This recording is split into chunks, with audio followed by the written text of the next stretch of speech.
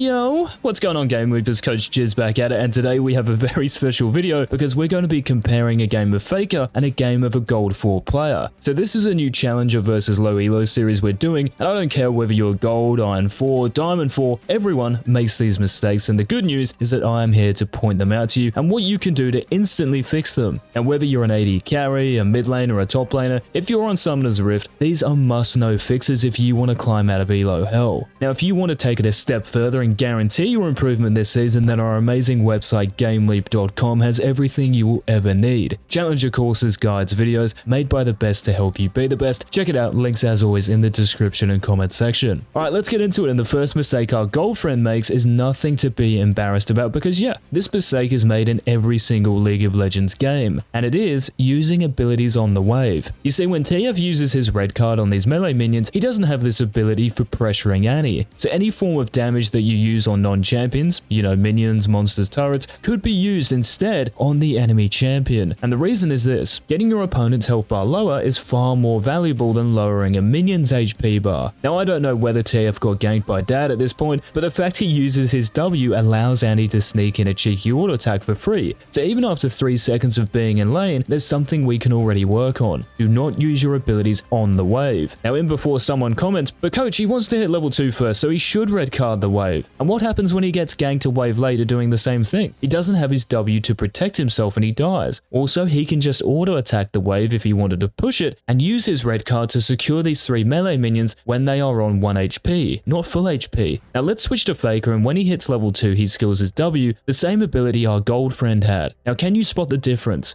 He's using his blue card on the Galio, not a minion that's full HP. Now as we continue watching FAKER, imagine if this Galio was a Zed or a Fizz, and we've touched on it when you get ganked. If you use your W on a minion and put it on cooldown, the Zed or Fizz, or any assassin for that matter, is going to jump on you at all costs because you used an important ability on something that didn't matter, right? Instead, you can just save that skill to pressure the enemy, and this applies to every champion in every lane, even if you're a jungler, because keeping track of cooldowns is crucial if you're to win more games. It's as simple as that. Now let's go back to Mr. Gold, and I want to point out another massive mistake that low elo players make that stops you from getting more kills and free damage and loses you HP and games, and the mistake is this: standing too far away. Now you notice how Twisted Fate is positioning well outside of Annie's auto attack range here. You want to be standing just outside of it, but not in Narnia, and this is incredibly important to understand and fix because when your opponent does something like this, and he uses her Q and W on the minions, you are too far away to capitalize on her lack of cooldowns. Even a few seconds before Annie tries to secure the CS with her abilities, if Twisted Fate was standing a little bit closer, he could easily have pressured her with his W. So after he gets the cannon minion, why not press W and walk towards Annie knowing she'll be focusing on last hitting the CS. Now what I'm really referring to here is your spacing, guys, and I'm sure you've all heard of this. The distance from you to the enemy champion and how you manage it is so crucial. So in this particular matchup, Annie outranges Twisted Fate, meaning that if TF walks up just inside Annie's auto attack range and Q range for that matter, she can damage him for free. So your goal when you are against any champion, ranged or melee, is to control that distance best you can. And another reason this is so important, let's pause it, because Twisted Fate is standing so far away from Annie, as soon as TF starts to run up like a lunatic all of a sudden, what message is this sending the enemy mid laner? That TF's jungler might be ganking. So when you hover on the threshold of that auto attack range to your opponent, it's a heck of a lot harder for them to spot a gank incoming. So let me play it here.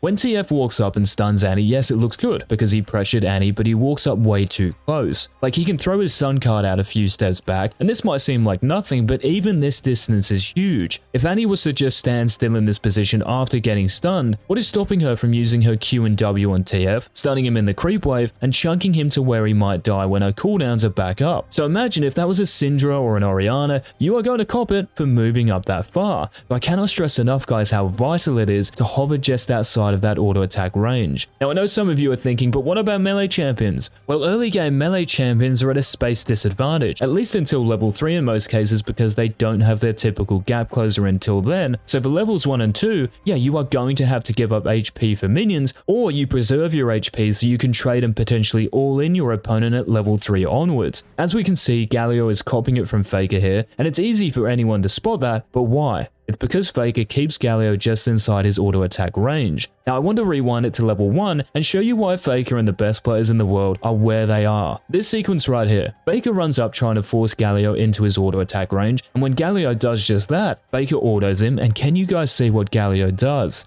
He faces Faker, the stare down. Now if Faker was to stand still and keep auto-attacking, he would be in melee range and Galio would land an uppercut or two. So this is why Faker clicks behind him and turns away. He is maintaining that space. As soon as Galio turns again, Faker matches it. It's like they're having a dance-off, right? And we've all seen Faker's forward roll, there's no way he loses. But guys, there are 2 occasions when this hovering technique doesn't apply. Yeah, you can break the rule. When you are getting ganked, you would obviously just run back and chill until the enemy jungler starts playing with themselves again, or if you can kill your opponent. Simple enough, right? So when Faker starts laying into Galio during this fight, he's like, hang on a minute, I can kill this dude. So he straight up just headbutts him. There's no reason to stand max range here, obviously. So in your games, if you know you can kill your opponent, the space between you and them doesn't have to be maintained. But for the rest of the game, it does. Now I just want to point out one quick detail here before moving on. Emotes are not worth more than cannon minions. Now moving on to the next mistake our gold friend makes, guys, and again, this is very common, and if you're enjoying the video so far, let us know by dropping a like down below. Okay, now never do this in your games, and I want you to tell me what mistake TF commits here. So shoving the wave is good,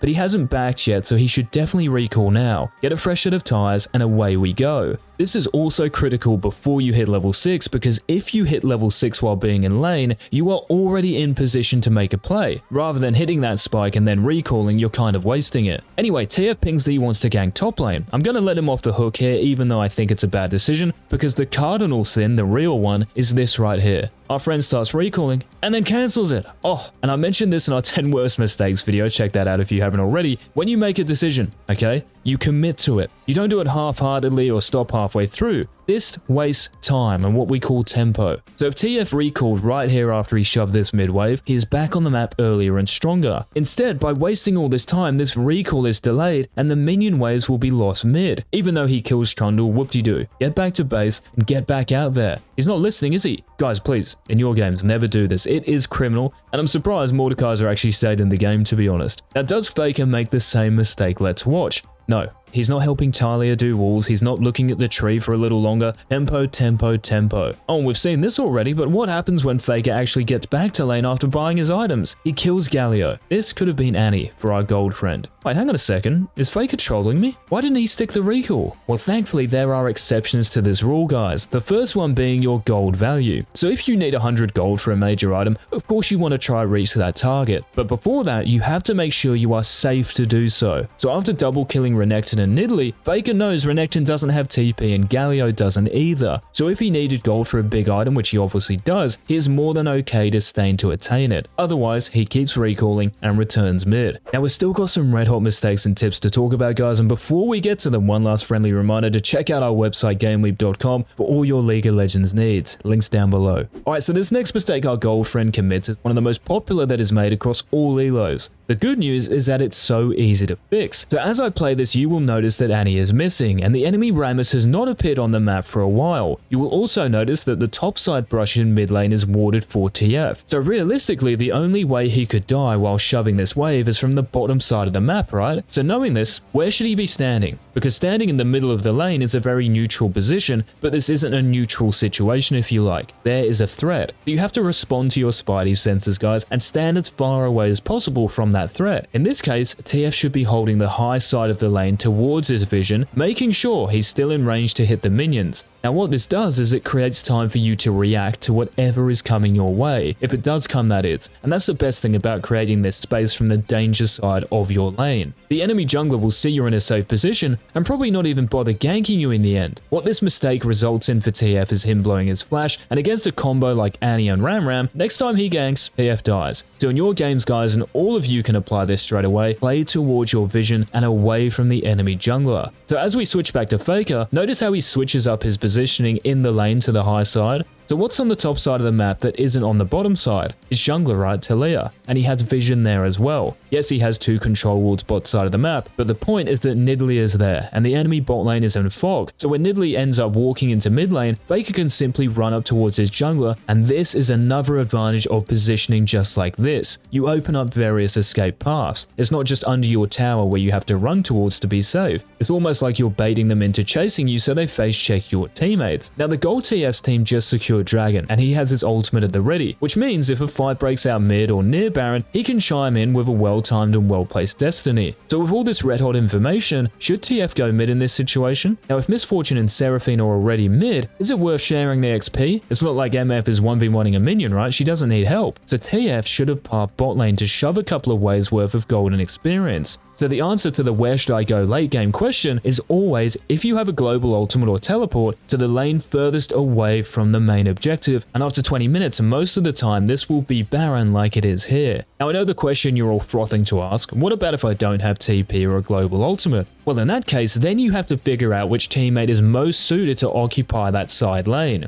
Now in most games your top laner will have TP so they go bot, if they don't too then you have a decision to make. Do you keep shoving to try get towers and inhibs, or do you then shove and roam to Baron thinking you can make it there in time? Now this really depends on the game situation, but the key to the late game guys is staying efficient, not giving up golden experience. In FAKER's game, Kai'Sa is already mid and he has his ultimate up in just a few seconds. So this is identical to the gold game, but FAKER is obviously aware that sharing experience just, well, isn't optimal because it stalls everyone's scaling, so he passed bot and watch what he does after he shoves the wave. He then roams towards mid. So first of all, get away from your teammates, pick a lane where you can farm on your own, and second, shove the waves before looking to make a play. If not, just keep shoving, just keep shoving. Now, as you keep watching FAKER dominate with Shirley to TF, yes, it's a thing. Massive thanks for watching, guys. Make sure to subscribe and turn on all notifications before leaving. This has been Coach Ease, and until tomorrow's upload.